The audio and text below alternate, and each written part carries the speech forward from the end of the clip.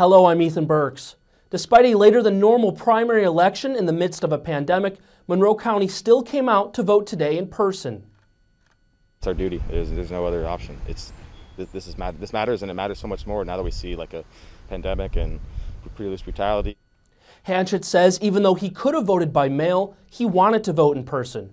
He also says there were no long lines at his polling location. As of 1 o'clock today, more than 3,000 people voted in Monroe County. The deadline to turn in the mail-in ballots was at noon. Nearly 200 protesters gathered outside the Monroe County Courthouse Monday night to join the nationwide call against police brutality in the aftermath of George Floyd's death. Protesters filled the corner of Kirkwood and Walnut around 5:30 and began to march around the downtown area. People were also passing out chalk to write messages on the sidewalk.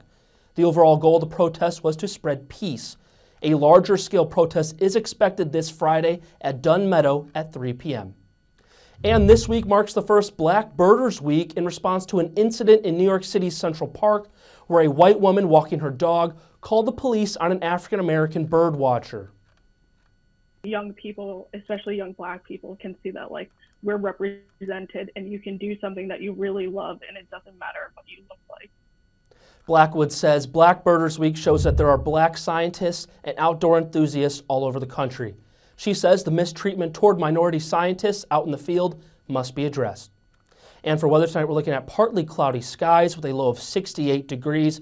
For tomorrow, temperatures warm up into the high 80s, but we see a 70% chance of thunderstorms, and we will continue to see those storms throughout the rest of the week before we have a sunny weekend. For more news, you can always log on to WTIUnews.org.